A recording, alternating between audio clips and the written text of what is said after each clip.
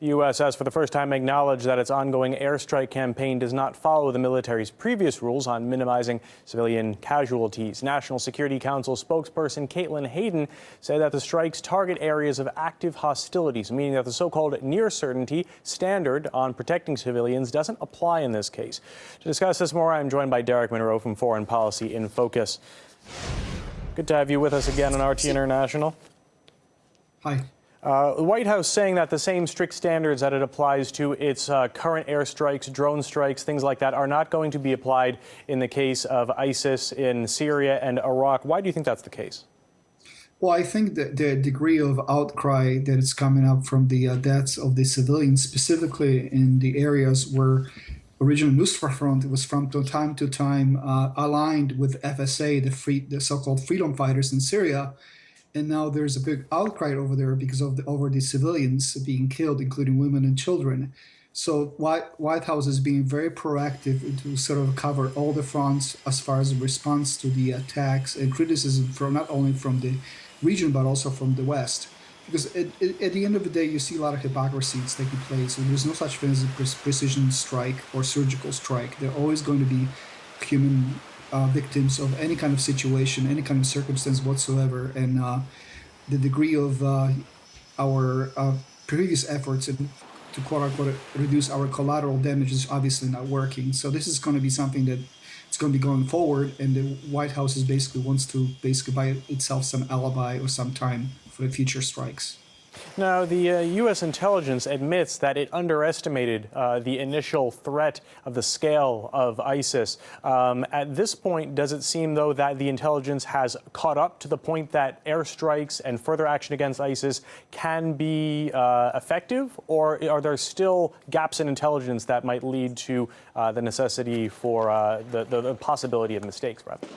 Well, I think the problem is within administration, there are a lot of different there are a lot of different PowerPoints, which are obviously taking a lot of heat or basically try to cover up their own behinds as far as the lack of analysis, the lack of actionable intelligence. So I think this is the first thing which have to be kind of emphasized about. Second of all, I think the degree of lack of information on the ground also reflects the degree of our, I think, blindness, to be honest, to weigh how we are actually evaluating the threats, how we evaluating the capabilities. Just look what happened at the Iraqi army.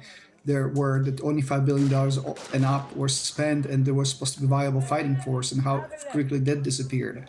So you have to realize just from the issues, not only from the external foreign policy, but also internal Pentagon games and Pentagon political struggles which are taking place. Because at the end of the day, White House definitely would like to see some accountability, not necessarily on the ground in Iraq and Syria, but also within its own echelons of power in Pentagon. What kind of effect do you think the airstrikes are having on the civilian populations in Syria and Iraq where ISIS is operating?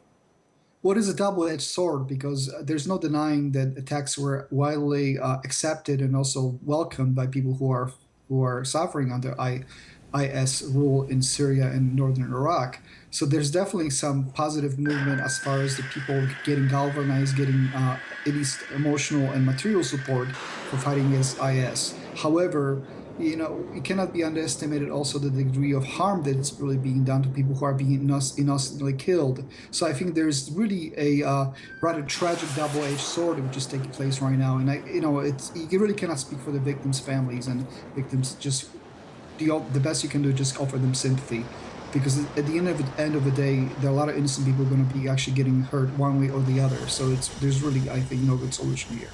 Now, on that same line, we've got reports that up to 12 civilians have been killed in a recent Tomahawk missile strike. Why haven't we heard much from the international community about this collateral damage? Well, I think, as you can probably tell from the coverage on international media, especially U.S. media, I think population here, coming from the U.S. vantage point, is really kind of kept in the dark exactly about what's really taking place. Specifically, first of all, there's really no access for foreign journalists being on the ground in Syria and IS-controlled areas, which is understandable why there are no journalists there.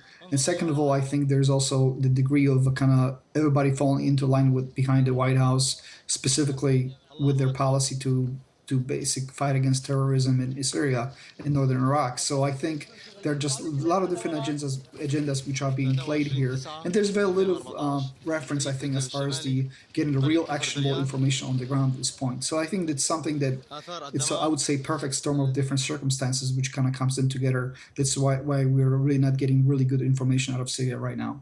All right, Derek Monroe, Foreign Policy in Focus. Thanks again for your time.